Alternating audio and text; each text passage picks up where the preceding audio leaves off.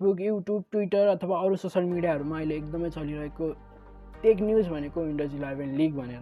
तर windows 11 leak त पाइयो हामीले, तर त्यो डाउनलोड गरेर युज गरिरहेको छ, त्यो एकदमै राम्रो हो त? त्यो फाइदा छ त हामीलाई? अथवा यसको मिनिमम अथवा कम्पनीले राखिदिएको एउटा रिक्वायरमेन्टहरू के छ त त्यो हामीलाई थाहा छ? हामीले यतिकै डाउनलोड गरिरहेको छौँ, अथवा हाम्रो केही डेटाहरू त केही हुँदैन नि, हामीलाई त्यो डर छैन। तर हामीले लिक पायौँ भनेर सबैले डाउनलोड गरिरहेको छौँ।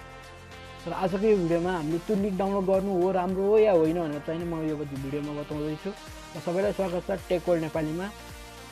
र फर्स्टमा रहेको छ कुन बिटमा आउँछ त हाम्रो विन्डोज भनेको 32 बिट र 64 बिट, जुन हाम्रो अहिलेसम्म चलिरहेको छ रेगुलर है।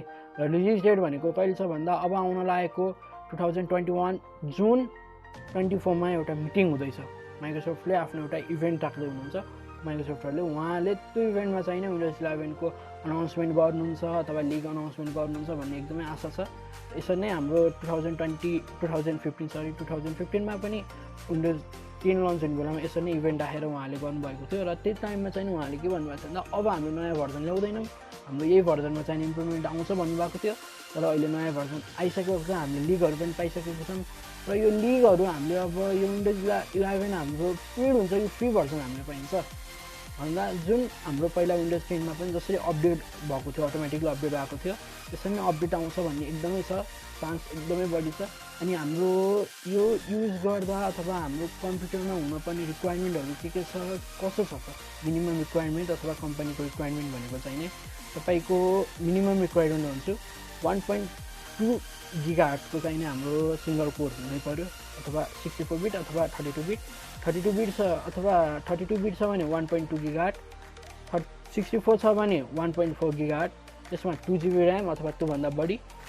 अनि तपाईँको हार्ड डिस्कमा 15 GB चाहिँ खाली हुनै पऱ्यो। र कम्पनीले एउटा रिकमेन्डेड गरिदिएको चाहिँ कति भनेको छ भन्दा 2.0 गिगाहर्ट्ज ड्युअल प्रोसेसर चाहिँ कोर हुनै पऱ्यो कम्पनी तपाईँको कम्प्युटर अथवा ल्यापटपमा, अथवा अनि त्यसपछि 4 GB ऱ्याम अथवा त्योभन्दा बढी, र 18 GB तपाईँको इन्टरनल स्टोरेज अथवा तपाईँको सी ड्राइभ खाली हुनै पऱ्यो भनेर भनेको छ। र के छ त्यसमा फिचरहरू भनेर चाहिँ नै सरल बताउँदैछु तपाईँहरूलाई। अनि के छ भन्दा हाम्रो स्टार्टअप अथवा अनि एउटा टास्क बार, त्यसपछि सर्च बार चेन्ज छ, एनिमेसन नयाँ आइरहेको छ। अनि हाम्रो जुन विन्डोज अन अफ गर्ने बेलामा अथवा मिनिमाइज गर्ने बेलामा जुन एउटा जसरी हुन्थ्यो त्यो नयाँ बनाएको छ। र यसमा अर्को भनेको हाम्रो जुन साउन्डहरू विन्डोज खोल्ने बेला जुन साउन्ड आउँथ्यो त्यो साउन्ड चेन्ज छ। र हाम्रो कम्प्युटरमा प्रब्लम आइरहेको थियो विन्डोज 10मा, त्यो फिक्स हुन्छ, त्यसमा केही इम्प्रुभमेन्ट अझै गरेको छ। अनि डार्क मोडहरू हामीले यसमा पाउन सकिन्छ, जुन हामीले एउटा मोबाइल फोनहरूमा डार्क मोडहरू पाइरहेको थियौँ, त्यो डार्क फोन मोडहरू पनि हामीले विन्डोज 11मा देख्छौँ। र विन्डोज 11 डाउनलोड गर्नु राम्रो हो त? अहिले डाउनलोड गर्नु राम्रो हो त भनेर बताउँछु है त। अब अहिले हामीले यो विन्डोज 11 भनेको डाउनलोड गर्नु राम्रो होइन, किनकि के भइरहेको छ भन्दा विन्डोज 11 हामीले जुन पाथ अथवा जुन फाइलबाट डाउनलोड गरिरहेको छौँ त्यो अफिसियल्ली आएको होइन।